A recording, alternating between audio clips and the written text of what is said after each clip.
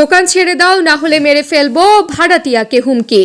চট্টগ্রামের বায়েজিদ থানার কোলগাঁও এলাকায় ভাড়াটিয়াকে হুমকি দেওয়ার ঘটনায় নিরাপত্তাহীনতার শঙ্কায় দিন কাটাচ্ছে দোকানদাররা। সম্প্রতি এক ভাড়াটিয়াকে ডেকে নিয়ে ভয়ভীতি হুমকির পাশাপাশি মোবাইলে ফোন করে শাহজাহান চৌধুরী নামে একজন নানা রকম অশ্লীল ভাষায় হুমকি দেওয়ার অভিযোগ তুলেছে এই ভুক্তভোগী। অডিও রেকর্ডে হুমকির সত্যতা পাওয়া যায়।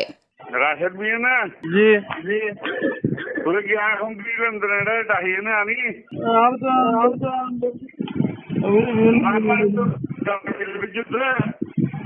ফোন করে আমল করলে আর কি বিচারছি মাথার শ্বশুরে ধান দিত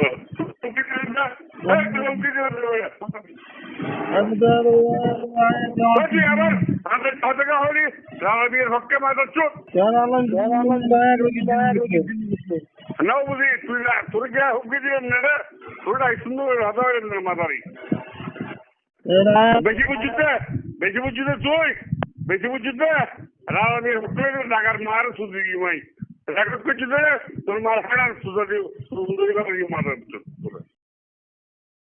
হুমকি পেয়ে থানায় অভিযোগকারী হাজী মোহাম্মদ আবুল খায়ের জানান, সম্প্রতি কিছু ব্যক্তি ওই জমি জোরপূর্বক দখলের চেষ্টা চালাচ্ছেন।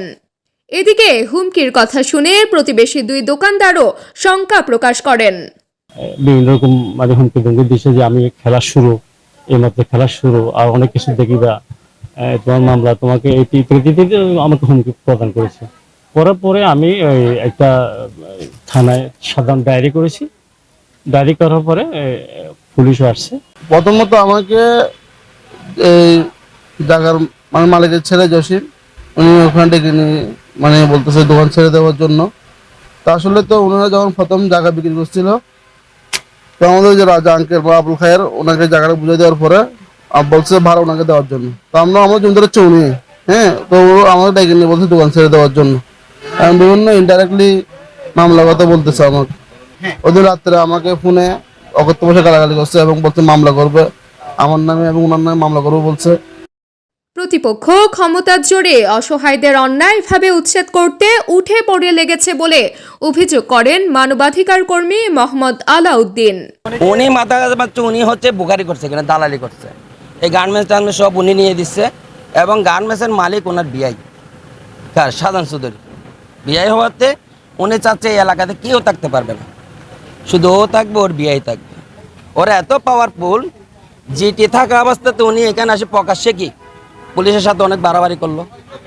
বাড়াবাড়ি করার পরে রাত্রে গিয়ে উনি ওই 4 নম্বর আসামি, ওর ভাবনা এতি, ওরে অকথ্য ভাষায় গালাগালি করছে। এত বিশ্রী ভাষায় গালাগালি, এগুলা কানে শুনলে কান দিয়ে না, চোখ দিয়ে রক্ত বাইরে দেয়, এরকম গালাগালি।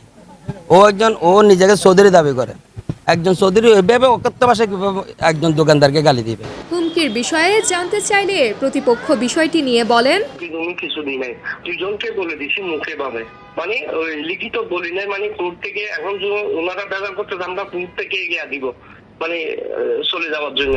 স্থানীয়দের আশঙ্কা, দ্রুত ব্যবস্থা না নিলে পরিস্থিতি আরও খারাপ হতে পারে। জিডি হলে তো জিডি একজন তদন্তকারী কর্মকর্তা আছে, সে তদন্ত করতেছে, তদন্ত করে আইনগত ব্যবস্থা নেবে।